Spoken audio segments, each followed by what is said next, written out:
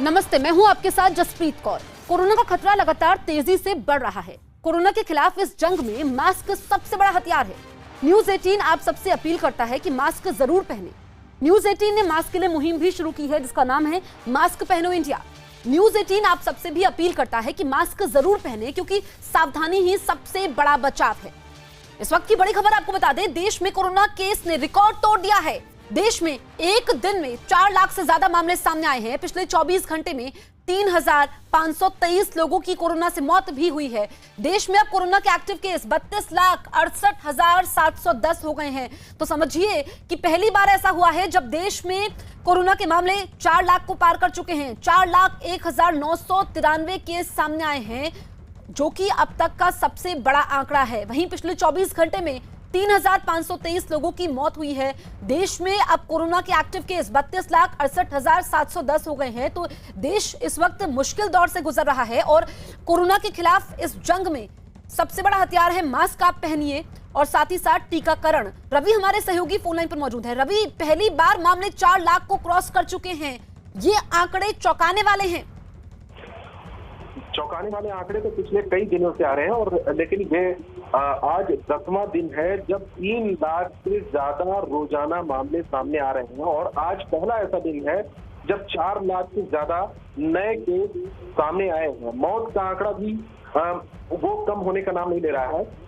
3523 लोगों की पिछले 24 घंटे में मौत हुई है। तो लगातार केसेस बढ़ रहे हैं। 4,01,993 नए केस सामने आए हैं पिछले 24 घंटे में और ये 10वां दिन है जब 3 लाख से ज्यादा नए केस आ रहे हैं। तो केस की संख्या लगातार बढ़ रही है। आज से ही कोरोना की वैक्सीनेशन का तीसरा चरण शुरू हुआ है और वैक्सीनेशन के अभियान में तेजी आने वाली है। सरकार को ऐसी उम्मीद है और 18 साल से ऊपर के लोगों को वैक्सीनेशन की कई जगहों पर, कई शहरों में और कई राज्यों में लगने भी शुरू हुए हैं, लेकिन केस कम होने का नाम नहीं ले रहे हैं।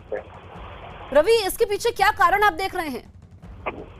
कारण तो सिंपल है। जो सरकार ने बार बार यही चीज कहा है कि एक तो कोरोना की जो सेकेंड लहर है, दूसरी वेव है, उसमें बहुत तेजी से ये संक्रमण फैल रहा है। एक व्यक्ति से दूसरे के पास में संक्रमित ज्यादा हो रहे हैं दूसरे लोग। एक तो पहला कारण ये है और दूसरी बात यह है कि जब से वैक्सीन आई लोग लापरवाही बरतने लगे, तमाम चीजों में छूट भी मिल गई सरकारों की तरफ से। तो ऐसे में लोग सावधानी बरतना छोड़ दिया और इसकी वजह से ठीक है, तो लोगों को सावधानी बरतनी होगी। कड़ाई भी, दवाई भी, जो पीएम बार बार कहते हैं। तो देश में पहली बार ऐसा हुआ है जब कोरोना के मामले 4 लाख को क्रॉस कर चुके हैं और लगातार जो मौतों का आंकड़ा है वो भी बढ़ रहा है। पिछले 24 घंटे में मौतें 3,000 से ऊपर हुई हैं, जो कि चिंता की बात है। इस बीच बड़ी खबर गुजरात के भरूच से। वहां एक कोविड अस्पताल में आग लगने से 14 मरीजों समेत 16 लोगों की मौत हो गई है। बताया गया कि शॉर्ट सर्किट की वजह से अस्पताल के आईसीयू वार्ड में आग लग गई। उस समय वार्ड में 58 मरीज भर्ती थे। आग लगने की जानकारी मिलते ही दमकल कर्मी वहां पहुंचे और काफी कोशिश के बाद आग पर काबू पाया, लेकिन इस आग में झुलसकर 14 मरीज और 2 नर्सों की मौत हो गई। वहीं बाकी मरीजों को दूसरे अस्पतालों में भर्ती करवा दिया गया। तो गुजरात के भरूच में आग लगी अस्पताल में और इस बीच 16 लोगों की मौत हुई है। पटेल वेलफेयर अस्पताल बताया जा रहा है जहां पर आग लगने से 16 लोगों की मौत हुई और जो शुरुआती जानकारी मिली है कि शॉर्ट सर्किट की वजह से आग लगी और मरने वालों में 14 मरीज जबकि 2 नर्स थे। हमारे साथ हमारे तमाम सहयोगी लाइव मौजूद हैं। दिल्ली से प्रियंका कांडपाल हैं, मुंबई से आशीष दीक्षित हैं, अहमदाबाद से जनक दवे, भोपाल से मनोज शर्मा, जम्मू से पवन शर्मा जुड़े हुए हैं। सबसे पहले जनक, मैं आपके पास आती हूं। जो ये आग लगी है, कैसे ये आग लगी और इस वक्त ताजा स्थिति क्या है? देखिए जसप्रीत, फिलहाल तो आग काबू में है, लेकिन जो जानकारी अभी पुख्ता तौर पे आई है उसमें 16 लोगों की मौत हो चुकी है, जिसमें 14 मरीज हैं और 2 जो वहां पर अटेंडेंट स्टाफ थे वो 2 लोग हैं। दरअसल देर रात को 1 बजे के आसपास भरूच दमकल विभाग को ये जानकारी मिली कि पटेल वेलफेयर हॉस्पिटल है, वहां पर आईसीयू यूनिट 1 में आग लगी है और कई मरीज वहां पर है। तो टोटल आईसीयू यूनिट 1 और 2 में 58 मरीज थे। दमकल कर्मी वहां मौके पर पहुंचे, तब तक आसपास के लोग भी इकट्ठा हुए थे और लोगों ने वहां से जो कोरोना संक्रमित, चूंकि कोविड डेजिग्नेटेड ये अस्पताल था और उसमें सभी कोरोना संक्रमित व्यक्ति थी और उसमें कुछ सीरियस भी थे जो आईसीयू में भर्ती थे, उन सबको बाहर निकालने की जद्दोजहद की गई। लेकिन उसमें रात को जब जो आईसीयू यूनिट 1 से जब लोगों को बाहर निकाला जा रहा था, मरीजों मरीजों को, उसमें काफी लोग बुरी तरह से झुलस गए थे, जिसमें 14 ठीक है। लोगों की मौत अब तक हो चुकी है और 2 लोग हैं जो नर्स और बाकी अटेंडेंट स्टाफ, वो जनक, भी काफी 2 शामिल दुखद है। ये हादसा है, लौटेंगे आपके पास। वहीं कोरोना महामारी की रोकथाम के लिए देश भर में आज से वैक्सीनेशन का तीसरा चरण शुरू होने जा रहा है। इस चरण में 18 से 44 साल के सभी लोगों को कोरोना वैक्सीन लगाई जाएगी।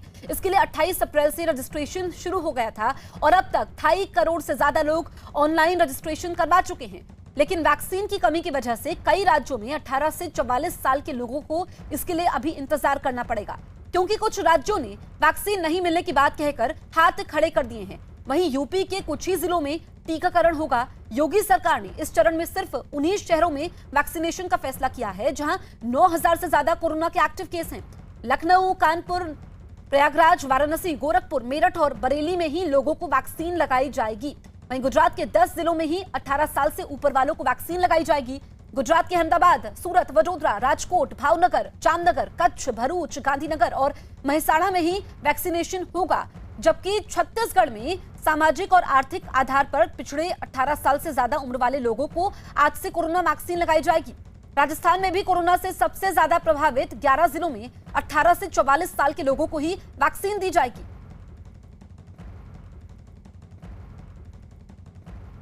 तो आज से वैक्सीनेशन का तीसरा चरण शुरू हो रहा है। वहीं कुछ राज्यों में 18 से 44 साल के लोगों के लिए टीकाकरण का अभियान आज से शुरू नहीं हो रहा है। लेकिन राहत की बात यह है कि देश के कुछ अस्पताल आज से वैक्सीन लगाने जा रहे हैं, जिनमें अपोलो अस्पताल ग्रुप भी शामिल है। अपोलो अस्पताल ग्रुप ने एक बयान में कहा कि देश में कोरोना के खतरे को कम करने के लिए अपोलो अस्पताल ने सरकार के दिशा निर्देशों को ध्यान में रखते हुए वैक्सीन बनाने वाली कंपनियों से सीधे वैक्सीन खरीदने की पहल की है और केंद्र सरकार के दिशा निर्देशों के मुताबिक ही वैक्सीन की कीमत तय होगी। अपोलो अस्पताल की तरफ से जारी बयान में कहा गया है कि कोरोना की दूसरी लहर ने कम उम्र के लोगों को भी प्रभावित किया है। ऐसे में 18 साल की उम्र से ऊपर के सभी लोगों का वैक्सीनेशन लगातार बढ़ रहे मामले को रोकने में मदद करेगा।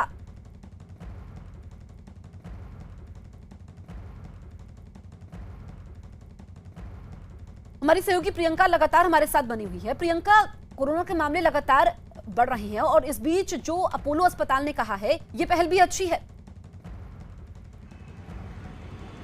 जी बिल्कुल, और जिस तरीके से हम दिल्ली की बात करें तो दिल्ली में दिल्ली सरकार ने बोला था कि अभी क्योंकि वैक्सीन नहीं है इसलिए कुछ समय लग सकता है तमाम सरकारी अस्पतालों में वैक्सीन प्रोसेस को शुरू करने के लिए, लेकिन दिल्ली के कई प्राइवेट अस्पतालों में आज से ये वैक्सीनेशन की प्रोसेस शुरू हो गई है। एक ऐसी अस्पताल BLK के बाहर हम हैं जहां पर 18+ जो तमाम लोग हैं वो आकर वैक्सीन करा सकते हैं, लेकिन कोई भी वॉक इन वैक्सीनेशन इस बार नहीं होगा। रजिस्टर्ड स्लॉट में ही लोगों को आना होगा। अपोलो अस्पताल में भी वैक्सीनेशन हो रहा है, फोर्टिस अस्पताल में भी वैक्सीनेशन हो रहा है। कीमतों की अगर बात करें तो कोवैक्सीन की कीमत अलग अलग अस्पतालों में 1200 से 1250 की है। वहीं कोविशील्ड की अगर बात करें तो 800 से 900 रुपए प्रति डोज जो वैक्सीन है ये लग रही है। इसमें एक और खास बात यह है कि अगर आपकी दूसरी डोज पेंडिंग है, यानी कि जो पहली डोज आपने 250 रुपए की प्राइवेट अस्पतालों में लगाई थी और अब आपकी दूसरी डोज पेंडिंग है, तो उसके लिए भी आपको ये नए प्राइस ही चुकाने होंगे। यानी कि अगर आपने पहले कोवैक्सीन 250 रुपए में लगाई थी तो अब आपको 1250 उसके लिए देने हैं, और अगर आपने कोविशील्ड पहले 250 में लगाई थी तो उसके लिए 900 रुपए तक इन प्राइवेट अस्पतालों में देने हैं। जी जसप्रीत। ठीक है प्रियंका, लौटेंगे आपके पास। कोरोना से बुरी तरह जूझ रहे महाराष्ट्र में 18 से 44 की उम्र के लोगों को वैक्सीन लगाने की शुरुआत आज से हो रही है, जिसके लिए मुंबई के BKC कोविड सेंटर में लोगों के पहुंचने का सिलसिला शुरू हो चुका है। BMC ने मुंबई के 5 वैक्सीन सेंटर में कुल 1000 लोगों को वैक्सीन लगाए जाने का दावा किया है, लेकिन लोगों की शिकायत है कि कोविन ऐप पर रजिस्टर करने के बावजूद भी उन्हें अपॉइंटमेंट नहीं मिल रहा है। 18 से 44 साल के लोगों के लिए वैक्सीनेशन की शुरुआत मुंबई में होने वाली है। इस समय हम खड़े हैं मुंबई के BKC जंबो कोविड सेंटर और यहाँ पर कुछ युवक हमारे साथ मौजूद हैं जो वैक्सीनेशन लेने के लिए आए हैं। आपसे मैं जानना चाहूँगा, वैक्सीनेशन लेने के लिए आए हैं, क्या आपकी प्रोसेस पूरी हो गई है? क्या देखिए, हमें रजिस्ट्रेशन तो हो गया, हमारे 28 तारीख को हो गया है, सब लोग का मोस्टली सबका रजिस्ट्रेशन हो गया है, लेकिन 28 तारीख से हम लोग अभी तक ट्राई कर रहे हैं, एक भी अपॉइंटमेंट नहीं मिल रहा है। शेड्यूल में पूरा फुल दिखा रहा है, मतलब नो अवेलेबल करके दिखा रहा है। या तो हम लोग को यहाँ पे आए तो अभी ये बोलता है जिस दिन का आज का डेट का अगर आपका शेड्यूल है तो ही आपको मिलेगा, नहीं तो नहीं मिलेगा। मैडम, आपसे मैं जानना चाहूँगा, क्या आपका रजिस्ट्रेशन हो गया है? साथ में मेरा हस्बैंड आप रजिस्ट्रेशन लेकिन अलग करना पड़ता है, तो आपने किया है? किया किया है। उन्होंने किया। नहीं। आपको बताना चाहेंगे कि डोसेस कम मिले हैं, जिसकी वजह से केवल 200 लोगों का आज यहाँ पर वैक्सीनेशन होना है। कुछ और लोग हमारे साथ हैं, क्या कहना चाहेंगे मैम आप? वैक्सीनेशन के लिए जैसे हमने कल न्यूज़ देखा, उद्धव ठाकरे जी ने बोला कि 18 to 44 एज को हम 1 तारीख से वैक्सीनेशन देंगे। We have came at 7 o'clock in the morning and standing here for the vaccination and now they are telling that कि 200 लोगों को ही ये दिया जाएगा। मतलब क्या है, मतलब हम लोग सुबह से यहाँ पे खड़े और जिसका रजिस्ट्रेशन है उसको भी नहीं देंगे। वो बोल रहे हैं कि जिसके ऐप में ये शो कर रहा है कि अपॉइंटमेंट फिक्स है और 1 तारीख का फिक्स है और ये सेंटर का फिक्स है, उन्हें ही दिया जाएगा। ये हम 28 तारीख से ट्राई कर रहे हैं पर हमें कुछ शो नहीं कर रहा है। आशीष, लोग तो परेशान हैं ही। हमने पिछले 2 दिनों में देखा है कि वैक्सीन सेंटर्स को बंद भी करना पड़ा था क्योंकि वैक्सीन नहीं थी। इस वक्त क्या स्थिति है मुंबई में जब आज से तीसरा चरण शुरू हो रहा है? जी, साफ तौर पर आपको बताना चाहेंगे, इस समय हम मुंबई के सबसे बड़े BKC Covid jumbo Covid centre पर मौजूद हैं, जहां पर लोग वैक्सीन लगवाने के लिए आना शुरू हो गए हैं। लेकिन यहां पर एक नोटिस चिपकाई गई है जिसमें यह लिखा गया है कि किसी भी व्यक्ति को वॉक इन वैक्सीन नहीं मिलेगा। अगर वो डायरेक्ट आते हैं तो उन्हें वैक्सीन नहीं मिलेगा, साथ ही में उनको अपॉइंटमेंट लेनी पड़ेगी। लेकिन लोगों की समस्या ये है कि 28 अप्रैल से वो कोविन ऐप पर रजिस्टर कर चुके हैं, उन्हें अभी तक शेड्यूल नहीं मिला है। बीएमसी के बारे में आपको बताना चाहेंगे कि बीएमसी ने ये साफ किया था कि आज मुंबई के 5 प्रमुख ऐसे जो अस्पताल हैं वहां पर 1000 लोगों को वैक्सीन मिलेगी, यानी कि हर एक वैक्सीन सेंटर में कम से कम 200 लोगों को आज वैक्सीन मिलेगी, जिसकी शुरुआत दोपहर 1 बजे से लेकर 6 बजे तक होगी। लेकिन बावजूद उसके लोगों में संभ्रम है क्योंकि कल सीएम ने ये कहा था कि आज से वैक्सीनेशन शुरू होने वाली है, तो लोग वैक्सीन सेंटर पर आना शुरू हो गए हैं। कैमरा पर्सन गणेश से कहूँगा, ऐसे ही कुछ लोग हैं जो सुबह से यहाँ पर मौजूद हैं। सर, कितने बजे से आप आए हैं? क्या आपका रजिस्ट्रेशन हो गया है? मैं तो रजिस्ट्रेशन 22 तारीख को किया है, लेकिन उसको कुछ रिप्लाई तो मुझे अभी तक आया नहीं। मैं सुबह 8:45 बजे से इधर खड़ा हूँ और अभी तक कुछ उसका ये नहीं मिल रहा है। लोगों को कोई जानकारी नहीं मिल रही है। 1 बजे तक का वेट करने के लिए कहा गया है। सर, मैं आपसे जानना चाहूँगा, क्या आपको बताया जा रहा है सेंटर? नहीं, मेरा तो वैक्सीनेशन हुआ है, मैं मेरे डॉटर के साथ आया हुआ हूँ। लेकिन मुझे कल जो न्यूज़ मैं सुना था उसके तहत ऐसा लगा कि आज महाराष्ट्र दिन है, महाराष्ट्र गवर्नमेंट यूथ वैक्सीनेशन के लिए इनिशिएट करेगा, ज़रूर करेगा, क्योंकि आज का दिन एक त्यौहार जैसा है। चलिए, ठीक है आशीष, लोगों को उम्मीदें भी हैं और जब दिन ढलता है उसके बाद देखना होगा कि क्या स्थिति होती है। जनक, गुजरात में इस वक्त क्या स्थिति है? क्या वहां पर भी वैक्सीन की कमी है? बिल्कुल, देखिए वैसे वैक्सीन शुरू नहीं होने वाली थी, लेकिन कल कुछ स्टॉक जरूर आया।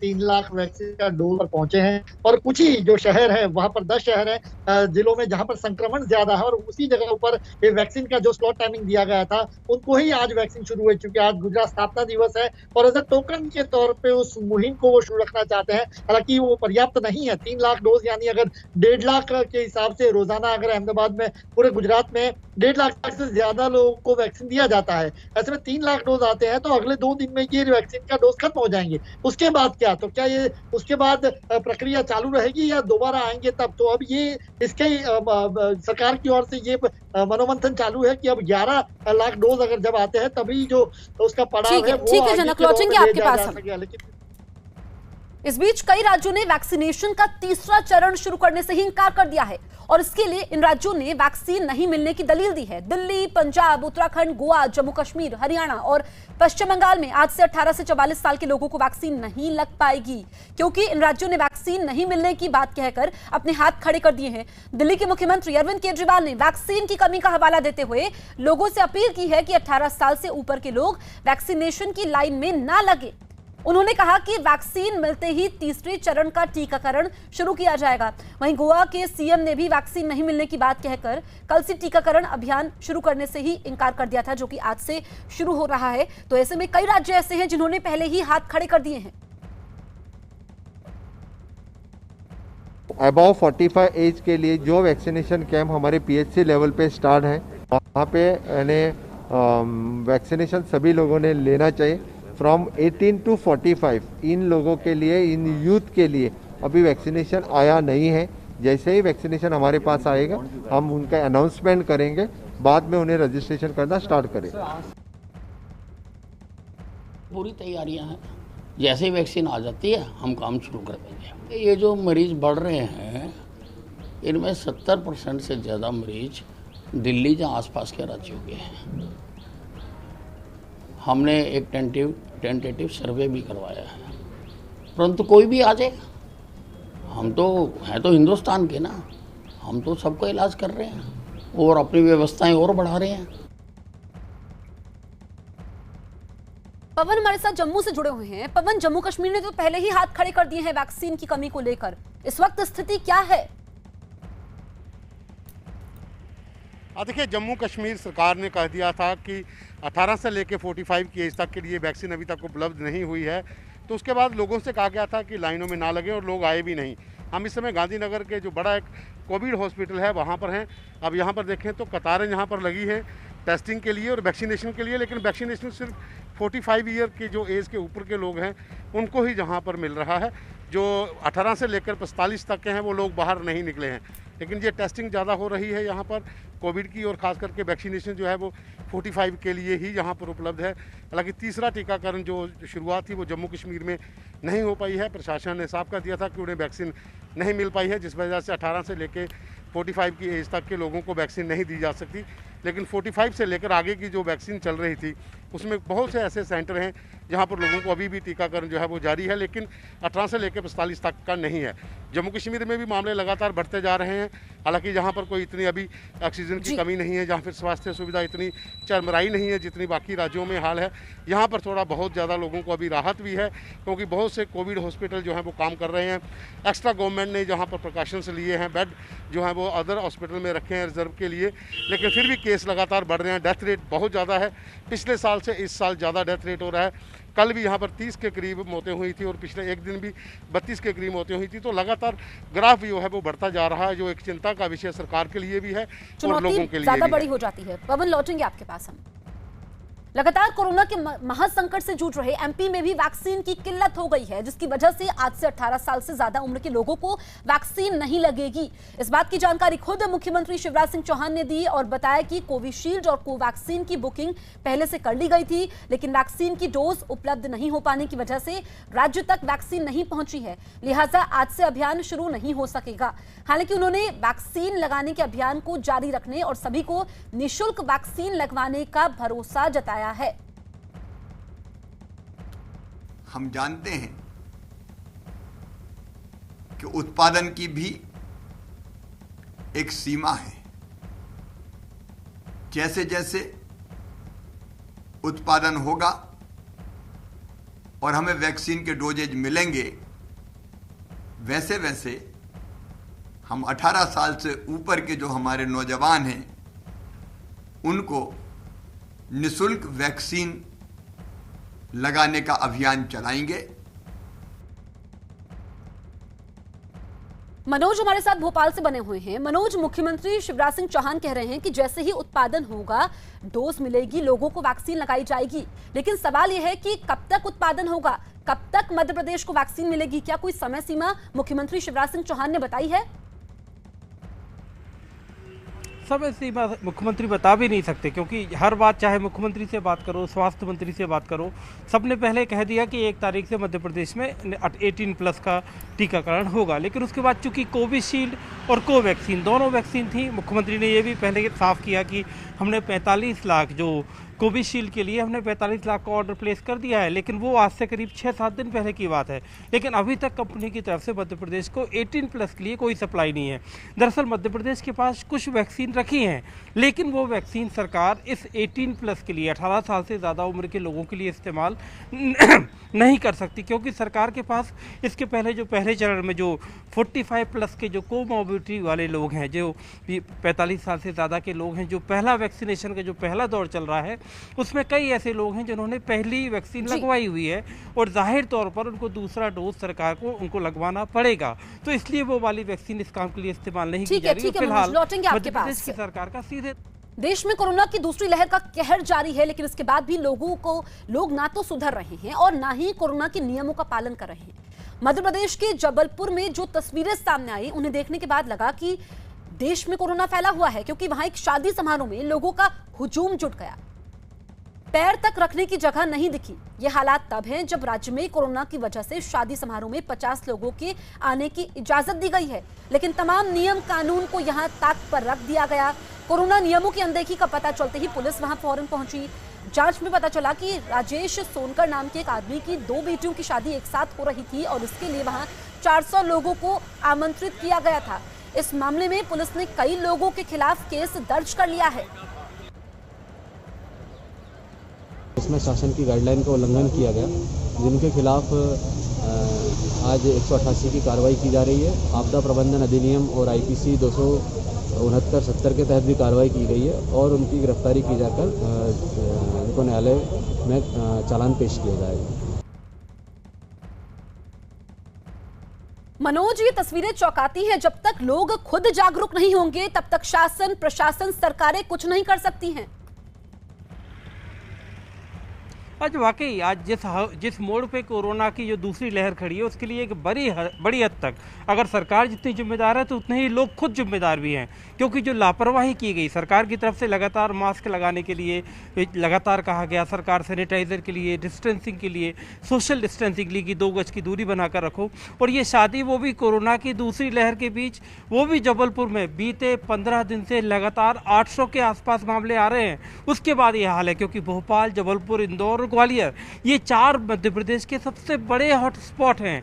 और ये नज़ारा बताता है कि कैसे जो जनता है, जो लोग हैं, वो अभी भी इस बात को नहीं समझ पा रहे हैं कि कोरोना की ये दूसरी लहर कितनी खतरनाक है और उनकी छोटी सी नासमझी कितनी महंगी साबित हो सकती है।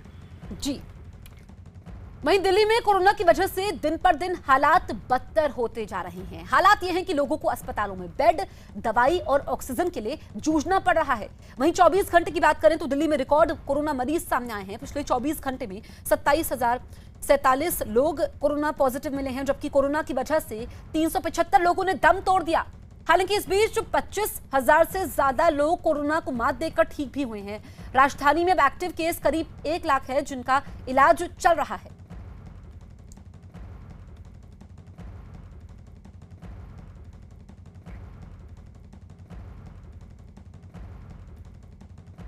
प्रियंका हमारे साथ लगातार बनी हुई है। प्रियंका, एक तो दिल्ली के मुख्यमंत्री पहले ही कह चुके हैं कि वैक्सीन की कमी है, वैक्सीनेशन का तीसरा चरण नहीं होगा। दूसरी तरफ लॉकडाउन के बावजूद मामले तेजी से बढ़ रहे हैं, तो इस वक्त बड़ी चुनौती है मुख्यमंत्री अरविंद केजरीवाल के लिए। जी बिल्कुल, जिस तरीके से लॉकडाउन लगाया गया था और एक चेन तोड़ने की कोशिश लॉकडाउन के जरिए की गई थी, वो कहीं होती भी नजर नहीं आ रही थी, क्योंकि इस पूरे हफ्ते की अगर बात करें तो 22,000 या 23,000 से ज्यादा ही मामले सामने आ रहे हैं और कल तो मामलों का नया रिकॉर्ड बन गया है। हाईएस्ट मामले अब तक के जो है वो 27,000 से ज्यादा मामले दिल्ली में देखने को मिले हैं।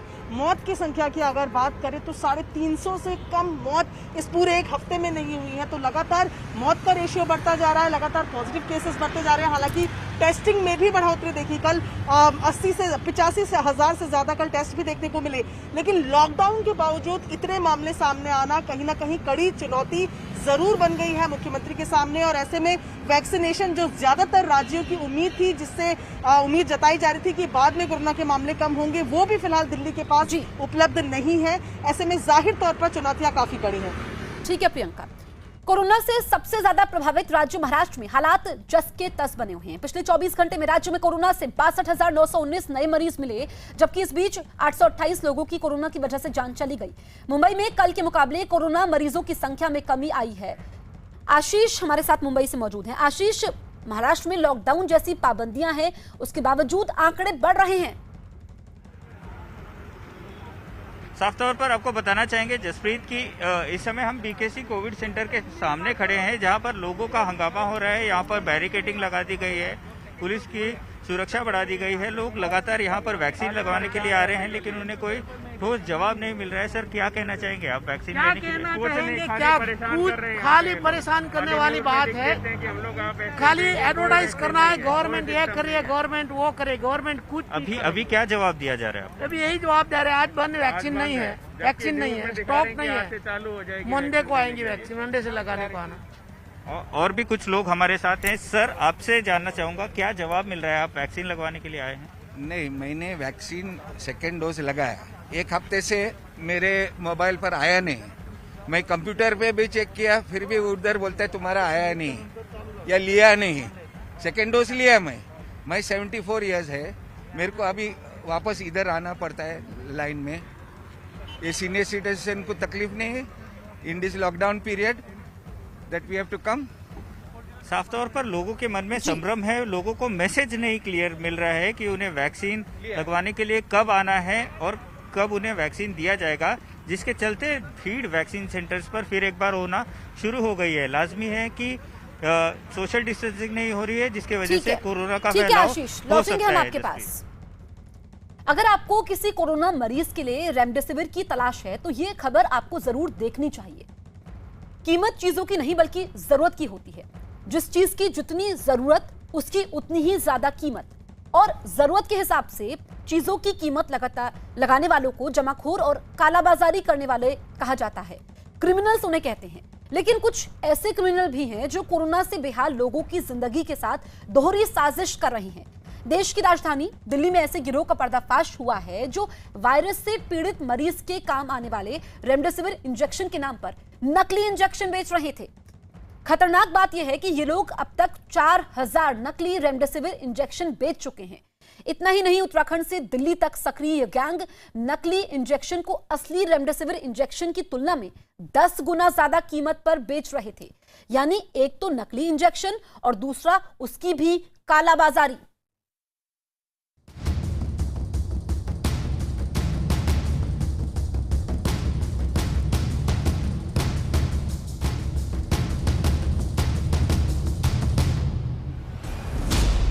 देश के कोरोना क्रिमिनल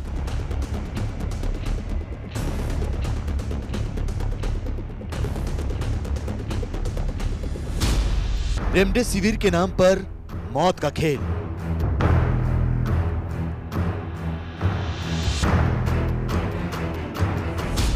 शहर शहर नकली रेमडेसिविर का कहर।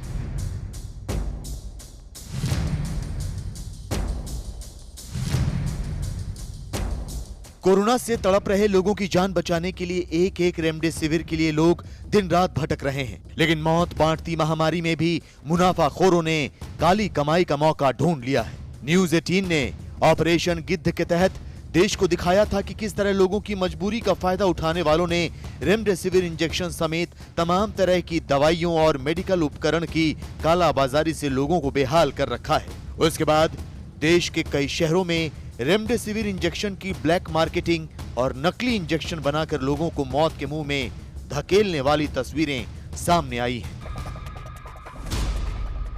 दिल्ली पुलिस की क्राइम ब्रांच ने उत्तराखंड के कोटद्वार में छापा मारकर नकली रेमडेसिविर इंजेक्शन बनाने वाले गिरोह का भंडाफोड़ किया है। वहीं कोटद्वार में जब छापा मारा गया तो वहां रेमडेसिविर इंजेक्शन के अलावा मौजूदा समय में इस्तेमाल होने वाली कुछ और नकली दवाएं बनाई जा रही थी, यानी नकली दवा फैक्ट्री चल रही थी। इसके अलावा दिल्ली में कोरोना टेस्ट की फर्जी रिपोर्ट तैयार करने के आरोप में 5 लोगों को गिरफ्तार किया गया है। साथ ही नोएडा में रेमडेसिविर इंजेक्शन की कालाबाजारी करने वाले 3 लोगों को गिरफ्तार किया गया है। गुजरात के वडोदरा में भी पुलिस ने 5 लोगों को नकली रेमडेसिविर इंजेक्शन बेचने वालों को गिरफ्तार किया है। गुजरात के वडोदरा में भी पुलिस ने नकली रेमडेसिविर इंजेक्शन बेचने वाले 5 लोगों को गिरफ्तार किया है। कोरोना संक्रमित मरीजों के इलाज के लिए जिस रेमडेसिविर दवा का इस्तेमाल किया जाता है, वायरल लोड कम करने के लिए उसकी किल्लत से पूरा देश जूझ रहा है। और दिल्ली पुलिस ने उसी के सिलसिले में एक बड़ी कार्रवाई की है। कोटद्वार में नकली फैक्ट्री का पर्दाफाश कर ये लोग इस फैक्ट्री में नकली दवा बनाते थे और उसको 25,000 रुपए तक खुले बाजार में बेचते थे। दिल्ली पुलिस ने एक बड़े रैकेट को इस पूरे के पूरे मामले में पकड़ा है। गौर से देखिए इनके चेहरे। अगर ये इंसान हैं तो फिर वो कौन हैं जो अपनों को बचाने के लिए दिन रात सड़कों और अस्पतालों में भटक रहे हैं? अगर ये इंसान हैं तो वो कौन हैं जो अपनों की मदद के लिए सब कुछ दांव पर लगा रहे हैं? दरअसल ये सिर्फ नाम के इंसान हैं, क्योंकि मौत बांटती महामारी के दौर में ये लोग जो कर रहे थे वो कोई इंसान नहीं कर सकता, क्योंकि इंसानियत मर गई तो फिर इंसान कैसा? ये उन लोगों के गुनहगार हैं जिन्हें नकली रेमडेसिविर इंजेक्शन बेचा गया। ये उनके कसूरवार हैं जो अपनों को बचाने के लिए रेमडेसिविर की तलाश कर रहे थे, जिन्हें रेमडेसिविर के नाम पर फर्जी इंजेक्शन 25-25 हजार रुपए में बेचे गए। दिल्ली पुलिस के क्राइम ब्रांच की टीम ने, इंटरस्टेट टीम ने एक ऐसे गैंग का पर्दाफाश किया है जो कि विभिन्न राज्यों से काम करते हुए और नकली लाइफ सेविंग ड्रग रेमडेसिविर बनाते थे, उनको अरेस्ट किया है। 7 लोगों को अरेस्ट किया है। जब असली रेमडेसिविर इंजेक्शन काला बाजार में 50-50 हजार रुपए में नीलाम होने लगे तो इस गैंग के लोगों ने कोरोना मरीजों की जिंदगी के साथ मौत का खेल शुरू कर दिया। दिल्ली पुलिस के मुताबिक कई हफ्तों से यह खबर मिल रही थी कि कुछ लोग दिल्ली में नकली रेमडेसिविर इंजेक्शन बेच रहे हैं। क्राइम ब्रांच ने कई जगहों पर छापा मारा तो कोरोना मरीजों की जान जोखिम में डालने वाले इस गिरोह का पर्दाफाश हुआ। उत्तराखंड के कोटद्वार में दिल्ली क्राइम ब्रांच ने एक दवा कंपनी पर छापा मारा। 28 अप्रैल की शाम से जारी कार्रवाई में नकली दवा कंपनी के पूरे रैकेट का पर्दाफाश हुआ। पुलिस के मुताबिक इस फर्जी दवा कंपनी में नकली रेमडेसिविर इंजेक्शन बनाने के अलावा कई और दवाएं भी बनाई जाती थी। पुलिस ने दवा फैक्ट्री को सील कर दिया है। तो हमने इनिशियली काम शुरू किया था ब्लैक मार्केटिंग को लेके। 23 तारीख को 2 लोग अरेस्ट हुए, शोएब खान और मोहन झा। इन लोगों से बात करके हमें पता चला कि इनको आगे पुष्कर नाम के एक आदमी ने, जो कि जलगांव से हैं, उन्होंने ये सारी जो दवाइयाँ थी सप्लाई की थी। 25 तारीख को डिफरेंट जगह पर रेड्स करके मनीष गोयल और पुष्कर को अरेस्ट किया हमारी इंटरस्टेट सेल ने। उत्तराखंड के कोटद्वार में आदित्य गौतम नाम का शख्स इस नकली दवा कंपनी को चला रहा था। क्राइम ब्रांच की पूछताछ में गिरफ्तार आदित्य गौतम ने खुद कबूल किया कि जब कोरोना महामारी में रेमडेसिविर इंजेक्शन की डिमांड बढ़ने लगी तो उसने रुपए कमाने के लिए नकली इंजेक्शन बनाना शुरू कर दिया। कुछ इंजेक्शंस इन्होंने डिफरेंट फार्मा कंपनी से खरीदे, उसके बाद ये लेबल हटाते थे और रेमडेसिविर, जो हमने एक एजुकेशनल ट्वीट पहले भी किया था कि कुछ दवाइयां हैं फेक मार्केट में, ऐसी कंप्लेन आ रही है, तो उसी क्यू को आगे बढ़ाते हुए हमने इसको काफी सीरियसली लिया, क्योंकि यहाँ पे हम किसी फेक प्रोडक्ट से डील नहीं कर रहे थे। ये फेक दवाइयां थी जो कि ह्यूमन लाइफ के लिए बहुत ज्यादा घातक हो सकती थी। कोरोना के मरीजों को रेमडेसिविर की जरूरत उस वक्त पड़ती है जब बुखार बहुत तेज हो और वायरस तेजी से शरीर के अंदरूनी हिस्सों में फैलने लगता। तब वायरस का लोड कम करने के लिए रेमडेसिविर इंजेक्शन की सख्त जरूरत पड़ती है ताकि वायरस की रफ्तार और संख्या को कम किया जा सके। लेकिन नकली रेमडेसिविर इंजेक्शन बनाने वालों ने इसे न केवल काली कमाई का जरिया बनाया बल्कि एक साथ 2 गुनाह करने लगे। कोटद्वार में नकली रेमडेसिविर इंजेक्शन तैयार किए जाते थे। नकली इंजेक्शन दिल्ली और एनसीआर में बेचे जाते थे। नकली रेमडेसिविर इंजेक्शन भी 25,000 में बेचते थे। रेमडेसिविर के नाम पर एंटीबायोटिक दवाएं भरी जाती थी। इंजेक्शन की शीशी पर रेमडेसिविर का रैपर लगाते थे। अब तक 4,000 लोगों को नकली रेमडेसिविर इंजेक्शन बेचा गया। क्राइम ब्रांच ने रुड़की, हरिद्वार और कोटद्वार में छापा मारा। नकली रेमडेसिविर की 198 शीशियां जब्त की गई। नकली इंजेक्शन वाले गिरोह के 7 लोग गिरफ्तार किए गए। हमारी अलग अलग डिस्ट्रिक्ट्स की टीम्स ने भी काफी रेमडेसिविर के ऊपर छापामारी करते हुए कालाबाजारी के ऊपर रेमडेसिविर सीज किया है। क्राइम ब्रांच ने भी सीज किया है।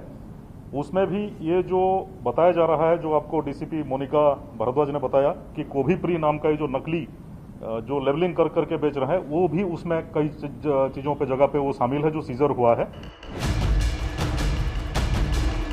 दिल्ली क्राइम ब्रांच की कार्रवाई के बाद कोटद्वार और हरिद्वार में हड़कंप मच गया है। कोरोना महामारी के दौर में नकली रेमडेसिविर इंजेक्शन की फैक्ट्री का भंडाफोड़ होने के बाद हरिद्वार में स्वास्थ्य विभाग हरकत में आ गया है। ड्रग इंस्पेक्टर्स को ऐसी फैक्ट्रियों को लेकर जांच पड़ताल के निर्देश दिए गए हैं। मार्केट से टैक्जिम नाम की कोई इंजेक्शन है, उसको सारे जगहों से उठाया है, उसकी लेबलिंग सिर्फ चेंज करके रेमडेसिविर का लेबल लगाते हुए मार्केट में सप्लाई की है। अभी तक उसने 2000 वायल सप्लाई की हैं पूरे मुजफ्फरनगर, सहारनपुर और दिल्ली में। उधर गुजरात के वडोदरा में भी कोरोना मरीजों को नकली इंजेक्शन बेचकर मौत के मुंह में धकेलने वाले गिरोह का पर्दाफाश हुआ है। वडोदरा पुलिस ने 5 लोगों को गिरफ्तार किया है जो रेमडेसिविर इंजेक्शन की किल्लत होने पर नकली इंजेक्शन बेच रहे थे। पुलिस के मुताबिक इस गिरोह के 5 लोग मिलकर निमोनिया की दवा पर रेमडेसिविर का स्टिकर लगा देते थे। इन लोगों ने मौत का ये खेल अहमदाबाद में भी खेला। वहां 700 नकली इंजेक्शन को रेमडेसिविर के नाम पर बेचा गया। पुलिस ने 1300 फर्जी इंजेक्शन जब्त किए हैं। एक हाइड्रो कंपनी का था और एक जुबिलेंट कंपनी का था। ये लोग निमोनिया की एंटीबायोटिक जो दवाई है उसको लाके उसका स्टिकर उतार के और नकली रेमडेसिविर की पैकेजिंग और नकली रेमडेसिविर का स्टिकर उस पे लगाया है इन्होंने। और ये आप देख सकते हो कि ये एक्चुअल में सही जो है ये निमोनिया। और ये लखनऊ के वैक्सीनेशन सेंटर की तस्वीरें हम आपको दिखा रहे हैं, जहां पर खुद मुख्यमंत्री योगी आदित्यनाथ पहुंचे हैं और जायजा ले रहे हैं। उनके साथ स्वास्थ्यकर्मी मौजूद हैं, जहां पर 18 साल से ऊपर के लोगों का वैक्सीनेशन आज से शुरू हो चुका है, तीसरा चरण। और इस बीच खुद मुख्यमंत्री योगी पहुंचे हैं और कितने एक्टिव हैं ये आप देखिए इन तस्वीरों को देख करके, क्योंकि अब से 2 दिन पहले ही वो कोरोना से ठीक हुए हैं। उसके बाद फिर से वो एक्टिव मोड में पहुंचे हैं। वैक्सीन सेंटर पहुंचे हैं योगी आदित्यनाथ, हालात का जायजा ले रहे हैं, स्थिति को देख रहे हैं। और आज से वैक्सीनेशन का तीसरा चरण देश भर में शुरू हो चुका है, जिसमें 18 साल से ऊपर के लोगों को वैक्सीन लगाई जा रही है। इससे पहले हमने देखा कि एक शख्स को वैक्सीन लगी और अब यहां पर एक महिला जो कि बैठी हुई हैं उनको वैक्सीन लगाई जा रही है। और यहां पर खुद मौजूद हैं मुख्यमंत्री योगी आदित्यनाथ। 18 साल से ऊपर वालों को आज से वैक्सीन लगनी शुरू हो चुकी है और इसका खुद जायजा ले रहे हैं यूपी के मुख्यमंत्री योगी।